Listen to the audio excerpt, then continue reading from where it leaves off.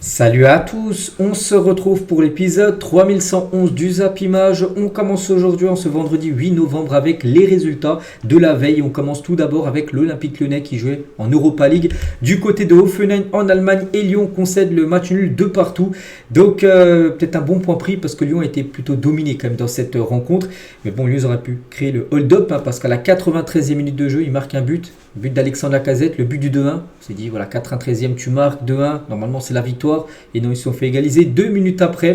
Donc, du coup, Lyon est 9e et premier barragiste provisoire après 4 journées d'Europa League. Un prochain match pour l'Olympique Lyonnais, c'est après-demain. Ça sera à domicile contre l'équipe de l'AS Saint-Etienne lors du derby. Pour revenir sur ce Hoffenheim-Lyon, donc voici les statistiques de la partie. Donc Hoffenheim a eu beaucoup plus de tirs quand même que l'équipe de Lyon, enfin 17 tirs, mais 11 tirs cadrés surtout. Donc 2 buts marqués et quand même 9 arrêts du gardien lyonnais qui a fait un énorme match. Et concernant l'équipe de Lyon, donc 11 tirs, 4 tirs cadrés, 2 buts. Donc voilà, on va dire quand même. C'est un bon point pris, bien sûr, par cette équipe lyonnaise du côté de l'Allemagne.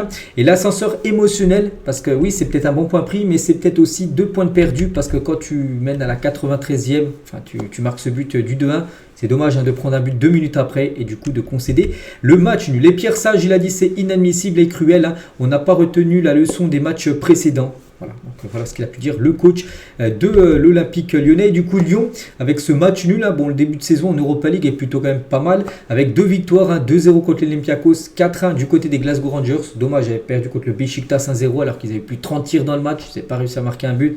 Beşiktaş a eu 5 tirs, ils avaient marqué un but. Donc voilà, ça a été dommage pour eux. Puis là, ils ont fait le 2 partout. Donc voilà, dommage quand même, parce que le plus dur était fait en marquant dans le temps additionnel hier. Puis ils ont concédé le match nul. Il y avait une autre équipe française qui a joué hier également en Europa League, c'est l'équipe de Nice qui a fait 2 partout contre l'équipe de Twente.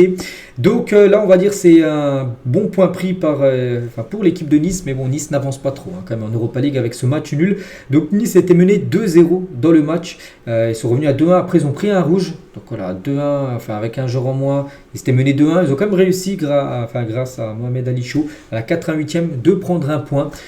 Mais bon, voilà, ça a été encore compliqué pour Nice parce que pour l'instant, Nice, c'est 4 matchs d'Europa League, c'est toujours 0 victoire. Et si tu ne gagnes pas, ça va être compliqué de te qualifier. Donc voici les statistiques de la partie et une stat aussi sur cette équipe de Nice qui est revenue au score. Donc Nice a fait son premier match nul ce soir, enfin hier, après avoir été mené 2 buts en Coupe d'Europe depuis 57 ans. La dernière fois où ils perdaient 2-0 dans un match de Coupe d'Europe, ils sont revenus et égalisés, on peut dire.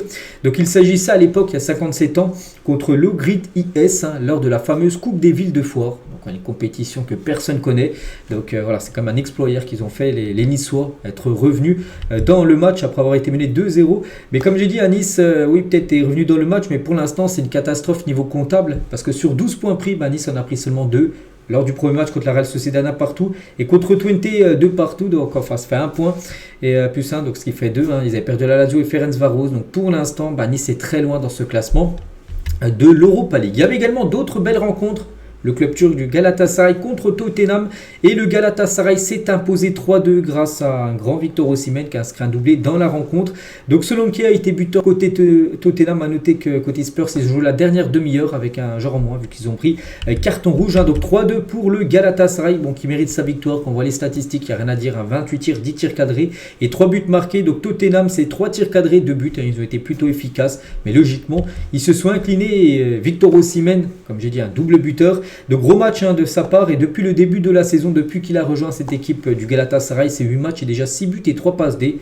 Donc déjà décisif 9 fois en 8 matchs. Le ballon d'or africain, parce que c'est lui actuellement le ballon d'or en titre africain. Victor Osimhen, donc voilà, c'est pour l'instant une grande réussite du côté de son club turc du Galatasaray.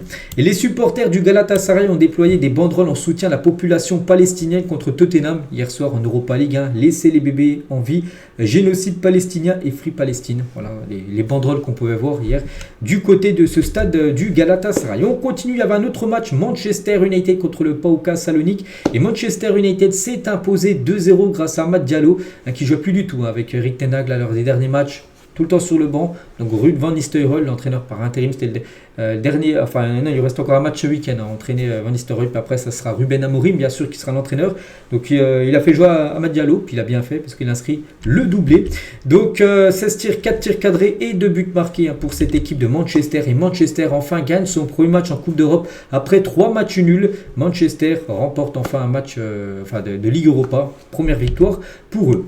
On va parler de la Lazio qui joue contre Porto. C'est un gros choc et c'est la Lazio de Rome qui s'est imposée 2-1 grâce à Romagnoli et Pedro, les deux buteurs côté Lazio de Rome. Donc c'est simple, Lazio c'est 4 matchs d'Europa League, c'est 4 victoires. Ils sont actuellement premiers de la poule de 36 équipes. Donc félicitations à cette belle équipe de la Lazio, 11 tirs, 5 tirs cadrés et 2 buts marqués. Et à noter que Pedro a été buteur, donc l'ancien joueur du Barça, et à 37 ans, Pedro est toujours aussi décisif, auteur du but de la victoire. Donc hier face à Porto, l'attaquant espagnol continue de briller sous les couleurs de la Lazio. Il fait partie des meilleurs buteurs de l'Europa League. Grâce à lui, son équipe pointe à la première place de la compétition. Donc cette saison en Europa League, c'est 4 matchs joués avec 4 victoires, et lui il a marqué quand même 3 buts et une passe D. Voilà, donc c'est pour l'instant peut-être le meilleur joueur de l'Europa League, l'ancien Blaugrana.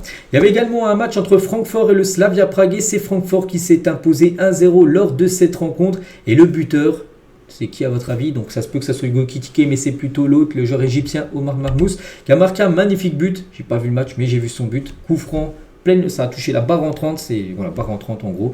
Donc magnifique but, et l'Égyptien est tout simplement trop fort, donc 15 matchs, toutes compétitions confondues, et avec son but hier, c'est son 13e but et 9 passes D, des stats incroyables pour le joueur Omar Marmous. Il y avait également l'Ajax Amsterdam qui a posé un 5-0 à l'équipe de Maccabi Tel Aviv lors de cette rencontre, et il y a eu des échauffourées à la fin du match. Donc des supporters du Maccabi Tel Aviv se sont fait agresser hier à Amsterdam dans le cadre de la rencontre face à l'Ajax en Conference League. Donc Benjamin Yahu a ordonné l'envoi de 2 avions secours et évoque un effroyable incident. Donc la journée était placée sous haute tension avec notamment des drapeaux arrachés de la Palestine. Donc voilà ce qui s'est passé hier du côté de Amsterdam, où l'Ajax s'est imposé 5-0 lors de cette rencontre. Sinon tous les autres résultats de cette soirée d'Europa League, je ne vais pas citer tous les matchs, mais par exemple en belle équipe, Yakitian Braga fait un partout. L'équipe de Bilbao est partie s'imposer 2-1 du côté de Ludogorets. L'Olympiakos a fait un partout contre les Glasgow Rangers. L'AS Roma qui galère en championnat en Serie A, et c'est la même chose du côté de l'Europa League. Ils ont fait un partout du côté de Union Saint-Gilloise, qui pourrait dire Ferencváros qui est parti s'imposer quand même 4-0 du côté du Dynamo Kiev, ou par exemple la Real Sociedad qui s'est incliné à Plzen hier 2-1. Voilà, pour cette grosse journée du côté de l'Europa League. Et le classement après 4 matchs joués. Donc voici le classement. Donc les équipes qui ont le plus gagné sont devant, un peu à l'image de Liverpool qui est la seule équipe à avoir fait 4 sur 4 en LDC. Voilà, la Lazio aussi on fait 4 sur 4, c'est la seule. Donc 12 points pour la Lazio. Deuxième c'est l'Ajax, 10 points avec 3 victoires, 1 nul. Il y a le Galatasaray aussi à 10 points. Il y a Francfort, il y a Anderlecht ou même Bilbao. Après il y a Tottenham les gars qui a 9 points. Donc les clubs français, donc Lyon actuellement 9e. Voilà, donc il jouerait actuellement les barrages. Je vous ai dit, dans les premiers, tu es directement 8e. 9e, tu joues les 16e de finale, où tu reçois au match retour, c'était bien classé. Et l'équipe de Nice, très loin, à Nice, ils sont 31e avec 2 points. Donc c'est simple, il va falloir prendre plus de points. Comme j'ai dit, pour finir au moins là, dans cette partie-là, au barrage, il faut avoir au moins 10 points à peu près. Donc là, Nice est actuellement à 2 points. Il leur manque 8 points à prendre sur les 4 derniers matchs. Il faudrait au moins 3 victoires, 3 victoires même un nul pour cette équipe de Nice. Il va falloir gagner parce que sinon ils seront éliminés de cette compétition. On bascule également sur la Conference League et on va juste parler du gros match, enfin du gros résultat plutôt, parce que oui, il y avait une grosse équipe Chelsea, mais en face c'était quand même très faible, l'équipe de Noah, qui est une équipe en Arménie je crois, si je ne me trompe pas, ce que j'ai pu voir. Bref, 8-0 pour l'équipe de Chelsea, donc festival, il y avait 6-0 à la mi-temps. Voilà, après ils ont un petit peu baissé de régime en deuxième période et Christopher Nkunku a inscrit un doublé en seconde période. Donc voilà, Félix a inscrit également un doublé, Axel Disasi a marqué un but, Margu, l'ancien joueur du Barça, a marqué un but, Mudryk a marqué un magnifique but en lucarne. Voilà, festival de buts bien sûr.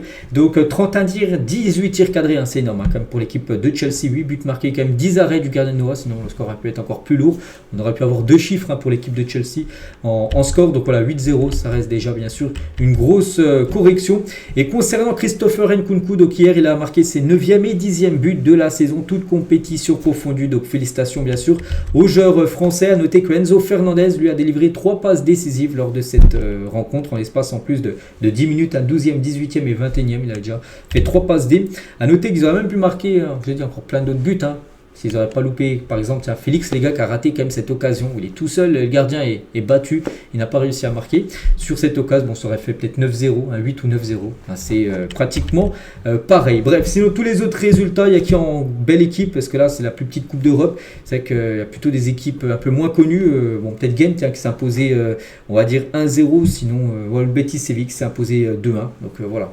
En grosse équipe, bien sûr, Chelsea est en tête avec 3 matchs, 3 victoires et déjà plus 13 en différence de but, et Chelsea les grands favoris quand même pour remporter cette compète. Qu'on voit les autres équipes, bon, il y a peut-être la Fiorentina qui va être costaud, le Betis, tout ça, mais voilà, Chelsea sont quand même au-dessus de tout le monde. Bref, on quitte l'Europa Conference League, on revient nous sur la grande Coupe d'Europe, la plus belle, la Ligue des Champions, et voici l'équipe type de la semaine en Ligue des Champions avec les matchs qui ont été joués mardi et mercredi. Donc voici les meilleurs joueurs. Donc Mike Maignan qui a fait un énorme match contre le Real Madrid avec au moins 9 arrêts, sa victoire 3-1, donc il est dedans bien sûr. Davids qui a fait un gros match avec le Bayern contre le Benfica. Kehrer, buteur avec Monaco, il est dedans. Molina, buteur contre l'équipe du PSG, il est dedans. Bon, ça aurait pu être Jules Koundé, qui a quand même délivré 3 passes décisives, le défenseur français. Bon, ils ont mis Molina.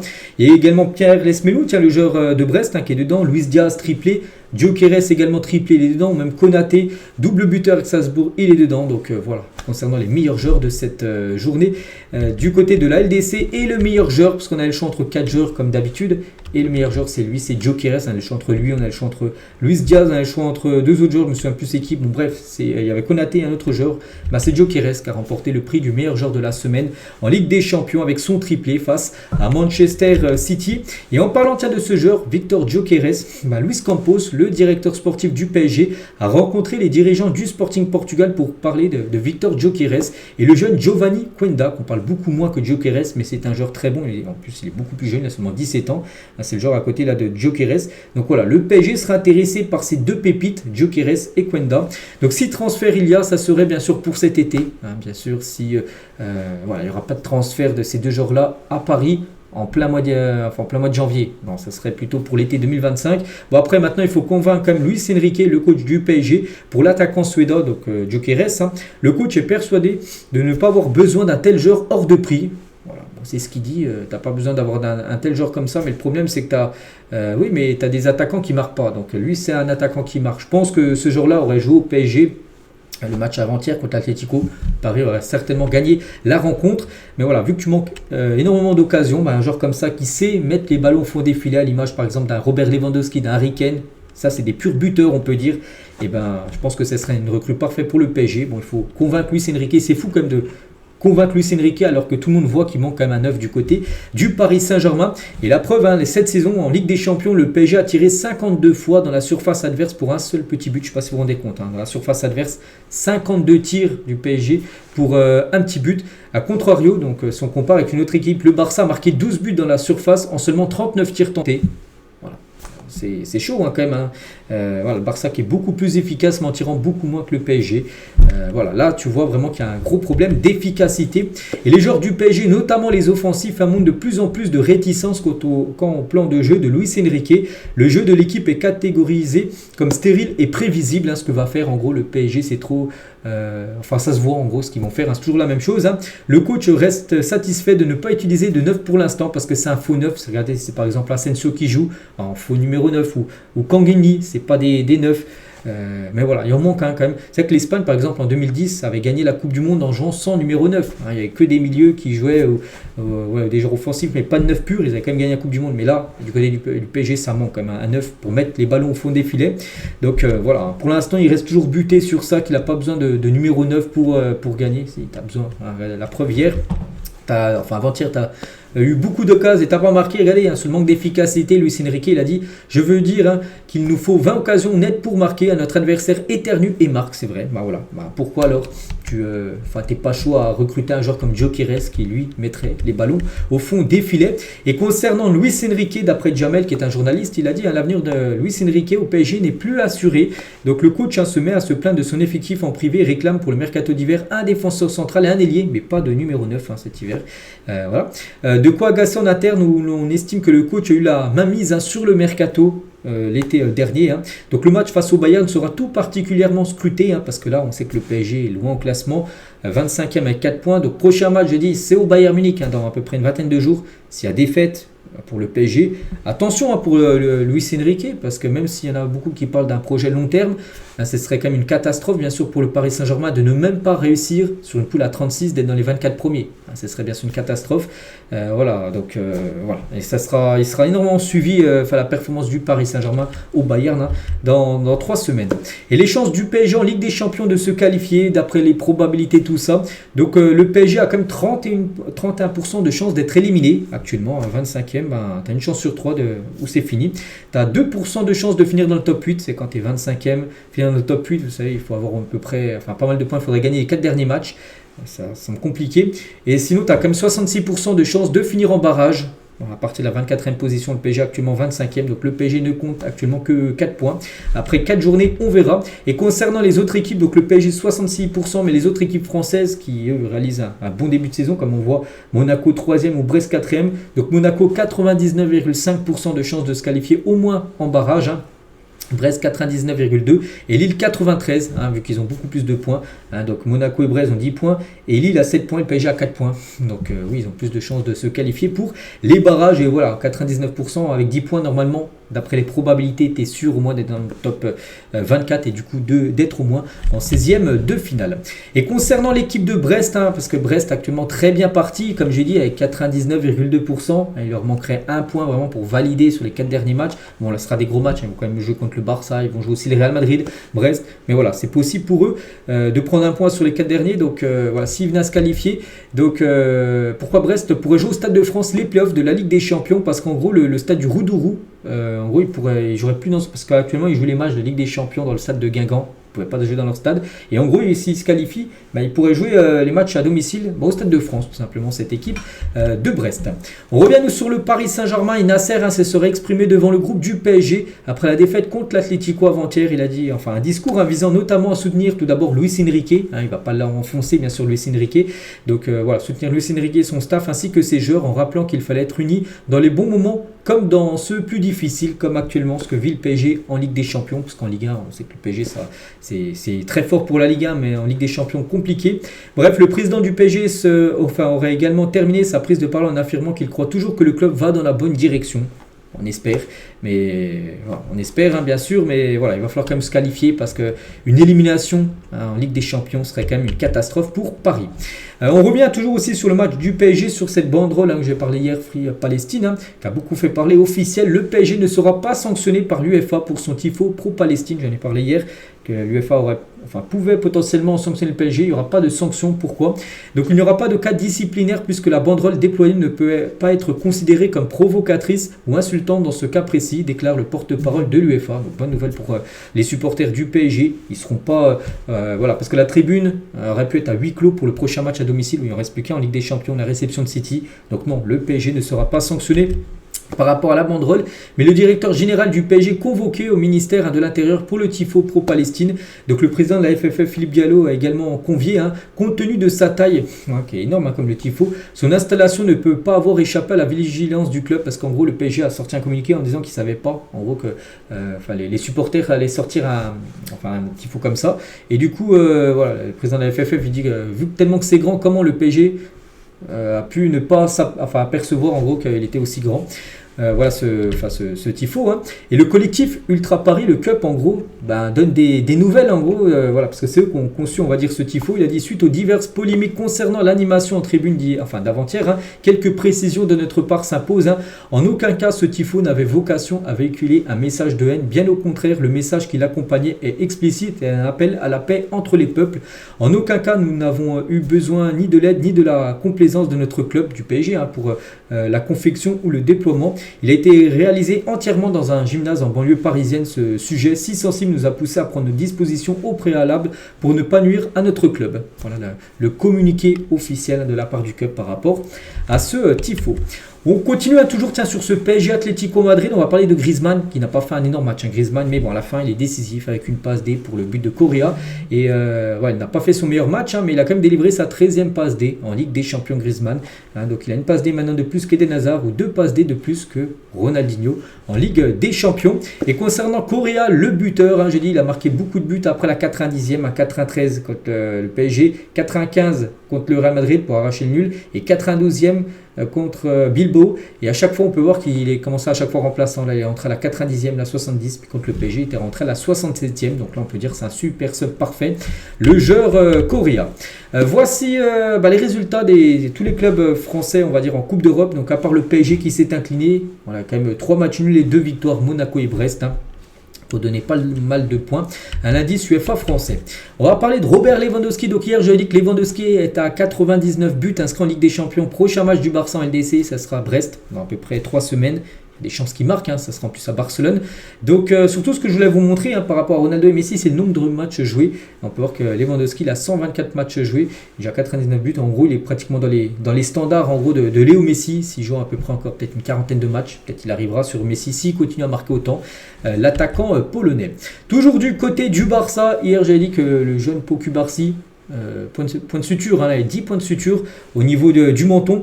Et c'est qu'il y a d'anciens ex-défenseurs du Barça aussi, qui ont déjà fini en sang comme Puyol, ou même Gérard Piqué, à l'époque, un des guerriers du côté du FC Barcelone.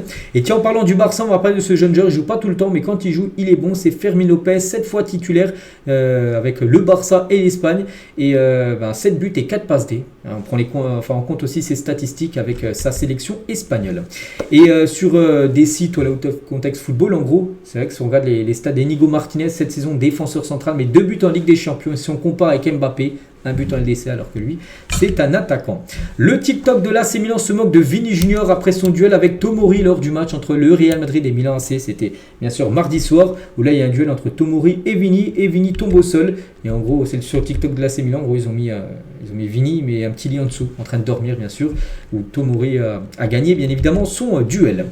Liverpool en Ligue des Champions après 4 matchs, vous avez dit, c'est la seule équipe à gagner ces 4 premiers matchs. N'oubliez pas, prochain match de Liverpool, ça sera le Real Madrid. Pour eux en face, ça sera Anfield. Donc 12 points, ils ont tout gagné.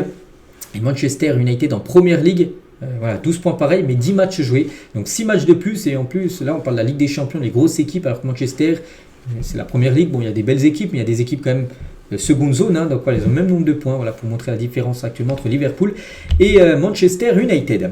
Aujourd'hui, c'est que l'on a beaucoup parlé de la Coupe d'Europe, tout ce qui s'est passé sur les 3 derniers jours, mais aujourd'hui, retour des championnats, les derniers matchs, donc aujourd'hui, demain, dimanche et après trêve internationale la semaine prochaine. Donc en Allemagne aujourd'hui, Union Berlin-Fribourg ce soir à 20h30, en Espagne, il y a le Rayo Vallecano contre Las Palmas, en France, belle affiche à Marseille contre la Géocère à 20h45 ce soir. Il y a également une journée de Ligue 2 avec ce gros programme, Red Star 3, on peut voir à Amiens-Martigues ou par exemple Rodez-Annecy. Donc les autres équipes, comme le Paris FC, je pense que ça doit jouer demain. Je pense pas qu'il y a des matchs lundi vu que c'est la trêve après. Donc voilà, les autres équipes joueront demain en Ligue 2. Sinon il y a une Lecce Empoli ce soir du côté de la Serie A et également des matchs du côté du championnat saoudien avec Al Hilal Ettifaq, Al Ali Al Riyad et l'équipe de Cristiano Ronaldo Al Nasser se déplace à Al Riyad. Ça sera 18h aujourd'hui. Et concernant le match de l'Olympique de Marseille contre la Géocère, donc Roberto De Zerbi en conférence de presse avant ce match affirme qu'il a toujours confiance en Eli Wahi, pourtant il déçoit quand même beaucoup, l'ancien Montpellierin. Donc il n'y a pas de compétition entre Eli Wahi et Naël Mopaï. Match après match, il faut prendre en considération la condition physique et mentale de chacun. Je reste amoureux du joueur Wahi, de sa qualité. Il doit encore bien s'intégrer à Marseille, à notre style de jeu. Mopaï a plus d'expérience et il comprend mieux les choses, mais Wahi y arrivera. Voilà ce qu'il a pu dire. Donc ce soir on ne sait pas qui sera titulaire entre les deux. Ça se peut que ça soit Mopaï, vu que lors du dernier match il avait été buteur du côté du FC Nantes. Concernant le gros match dimanche entre Lyon et l'AS Saint-Etienne, et c'est bien officiel, le Groupama Stadium sera à guichet fermé pour ce match dimanche soir à 20h45, le derby. A noter qu'aucun supporter stéphanois sera du côté du Groupama Stadium, interdiction de déplacement. On continue avec la une cette fois-ci du journal Équipe aujourd'hui en ce 8 novembre. Donc ça parle de Lyon, Lyon des regrets avant le derby par rapport au match d'hier, mais ça parle de ce joueur-là en profil, c'est bien sûr Kylian Mbappé, on le reconnaît, mot d'absence. Et Mbappé n'a pas été retenu pour le prochain rassemblement et les 2 matchs contre Israël et l'Italie en Ligue des Nations. Deschamps, le sélectionneur, endosse ce choix, mais cette nouvelle absence du capitaine des Bleus interroge de plus en plus. Déjà lors de la trêve du mois d'octobre, il n'est pas là. Et là, de nouveau, pour cette trêve, il n'est pas là alors qu'il n'est pas blessé. Là. Voilà, on commence à se dire qu'est-ce qui se passe avec Kylian Mbappé.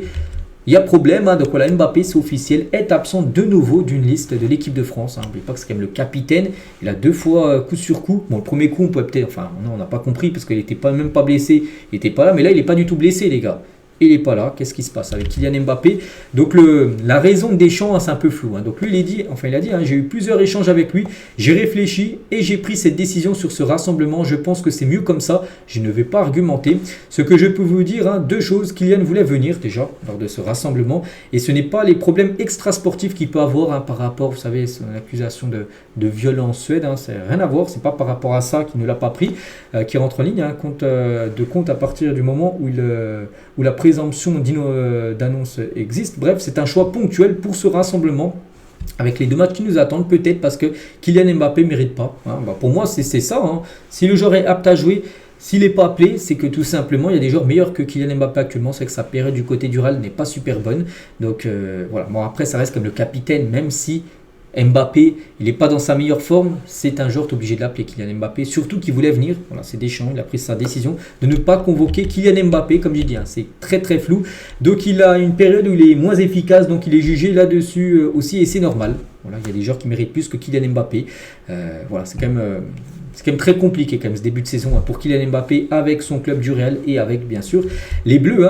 Et Mbappé ne voulait pas venir au rassemblement du mois de septembre, c'est bien officiel. Donc investi dans sa nouvelle aventure avec le Real Madrid, l'attaquant français avait fait part de son usure. Sa famille l'avait finalement convaincu d'y aller en septembre. Souvenez-vous, il y avait eu 2 matchs.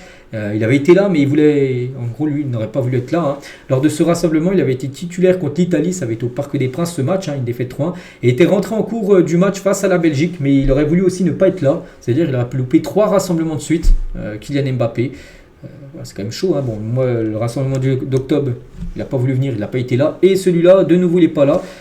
Voilà, pour moi, je sais pas ce qui se passe avec Kylian Mbappé.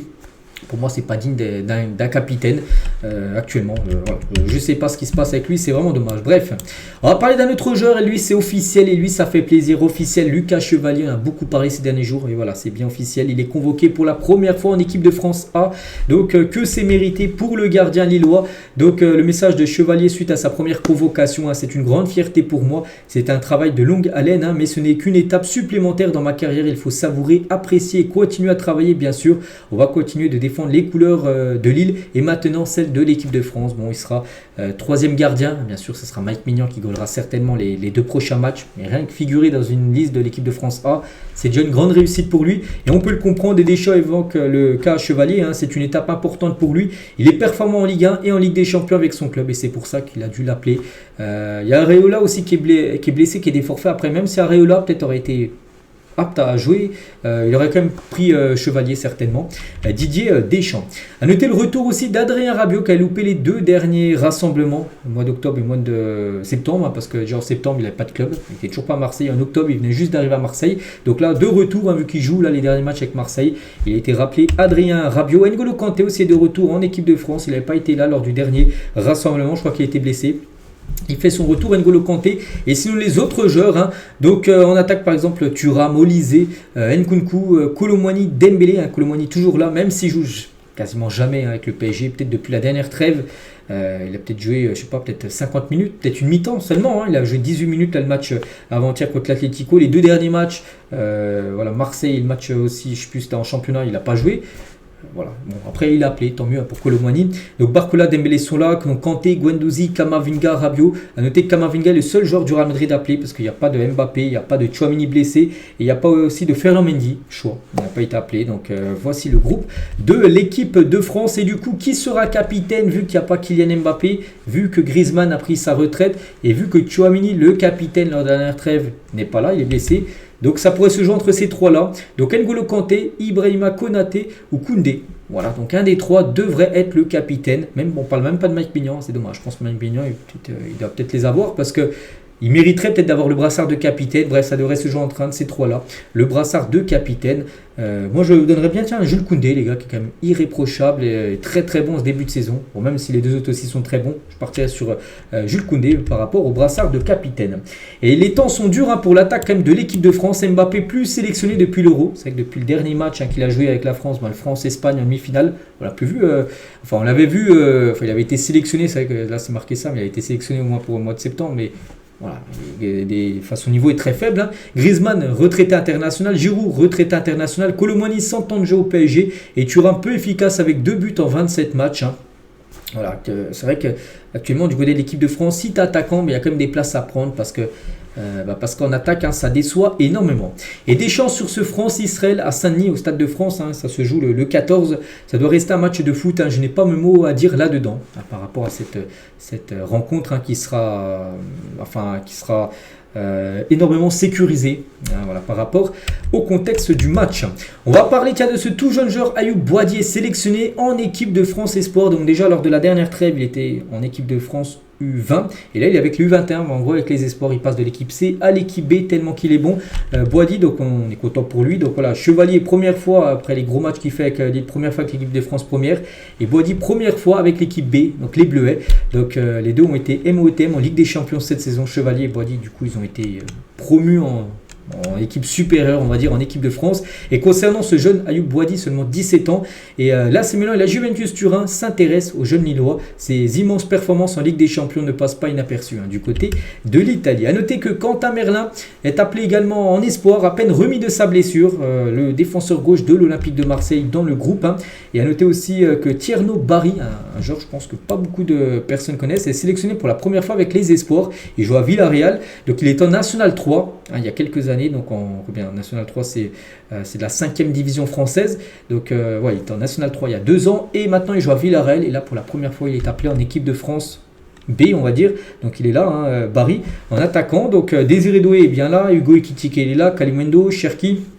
Donc Boadi, première fois en équipe de France B, ou par exemple Malo Gusto, même Quentin Merlin qu'on a parlé juste avant. Donc voici le groupe des espoirs. Du côté de l'Angleterre pour les 2 prochains matchs, la Grèce et l'Irlande, où Lee Carsley sera le sélectionneur pour les 2 derniers matchs. Puis après ça sera Thomas Tourel, l'entraîneur, n'oubliez pas. Il prendra ses fonctions à partir de 1er janvier, donc lors de la trêve on va dire du mois de mars 2025.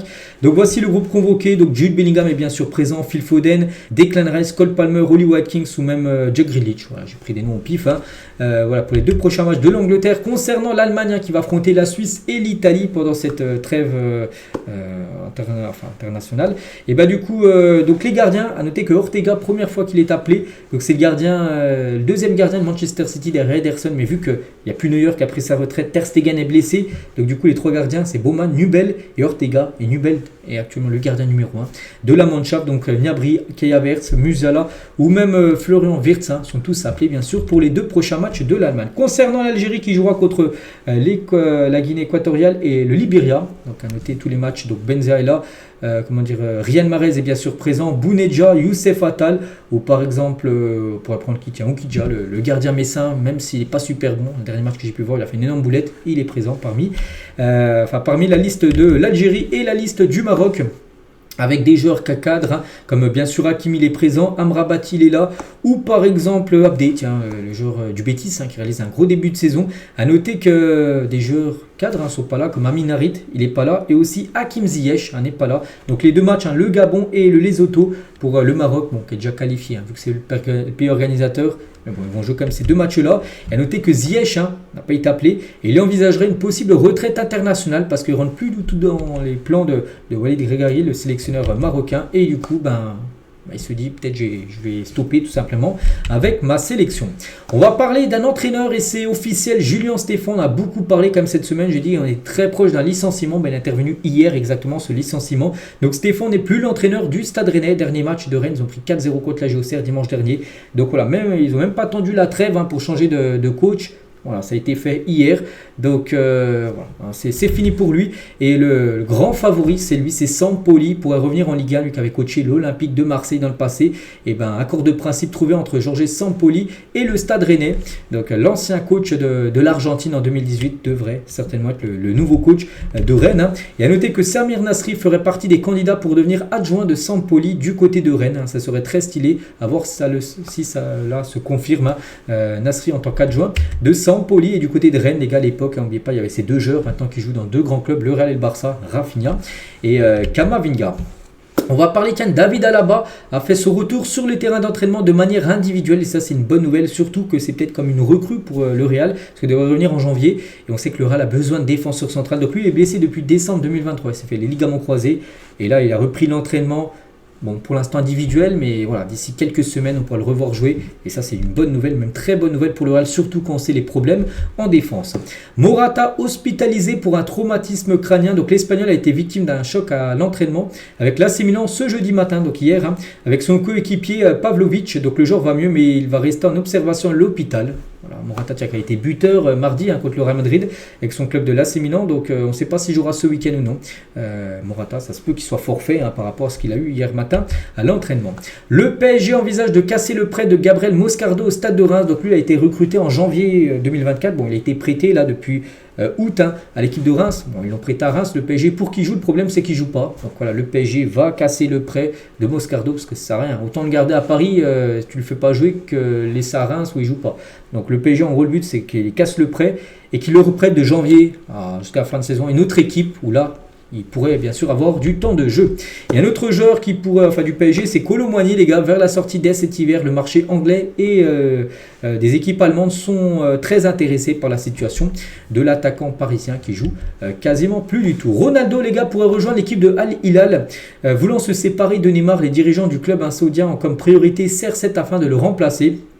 Al Hilal également comme autre piste Mohamed Salah, donc voilà, parce que Al Hilal va certainement résilier le contrat, je dis en janvier de Neymar, il est trop blessé, tout ça, en plus c'est un gros salaire, et ils aimeraient Ronaldo, et c'est que Ronaldo c'est peut-être, bon ça serait un coup dur pour les supporters d'Al Nasser, mais Ronaldo à Al Hilal c'est le club qui gagne quasiment tout, du côté de l'Arabie Saoudite, alors qu'Al Nasser il gagne quasiment rien en trophée, donc voilà, peut-être il va aller dans un club qui va peut-être gagner beaucoup de trophées. On verra ce qui va se passer. Concernant CR7, Arsenal a su avec attention la situation de Benjamin Sesko, un joueur du RB Leipzig. La clause libératoire de l'attaquant slovène est de 65 millions d'euros. Et Arsenal, bien sûr, a les moyens de s'offrir ce joueur. Voici les adversaires de l'équipe de France féminine en phase de groupe de la prochaine Ligue des Nations. Donc il y aura l'Islande, la Norvège et la Suisse. Donc on espère, la France, normalement, est supérieure aux trois autres adversaires. Donc on espère qu'elles finiront premiers, se qualifieront après pour le final four, on peut dire, de la Nation League. Sébastien Desabré affiche son objectif avec la RDC, donc la République démocratique du Congo. Donc c'est simple, remporter la CAN, c'est notre ambition. Voilà, il veut le titre le titre tout simplement. Donc la CAN aura lieu l'année prochaine. En 2025 au Maroc, cette Coupe d'Afrique des Nations, et les nations africaines ayant le moins de défaites depuis la CAN qui s'est jouée la dernière, donc qui s'est jouée en tout début d'année, c'était en janvier, où ça a été la Côte d'Ivoire qui s'est imposée. Et depuis les gars, le Sénégal a perdu 0 match depuis janvier. L'Afrique du Sud, Maroc, RDC, l'Égypte, un match perdu seulement. Voilà les équipes qui ont le moins perdu depuis début d'année. Et tiens, en parlant du Sénégal, avec 0 défaite depuis la dernière CAN, et voici les possibles futurs maillots du Sénégal. Tout d'abord, le maillot domicile, c'est pas encore officiel, mais ça a déjà fuité, il devrait ressembler à ça. Et le maillot extérieur devrait ressembler à ce maillot-là. Et on finit aujourd'hui, les gars, et on revient 15 ans jour pour jour en arrière. C'était un 8 novembre, il y avait un match fou, un Olympico entre Lyon et l'OM. Et donc ça se finissait sur un match nul, 5-5. C'était un match fou, le plus grand match de l'histoire de notre championnat certainement, où Marseille avait égalisé à la 93e minute de jeu grâce à Nyang pour égaliser sur le 5-5. Donc voilà, c'était la 13e journée de cette saison 2009-2010. Un match historique. Et on finit aujourd'hui les gars avec cette question: à quel joueur vous fait penser ce maillot de l'équipe de France version quelle année, 2002 ou 2006, 2006 peut-être.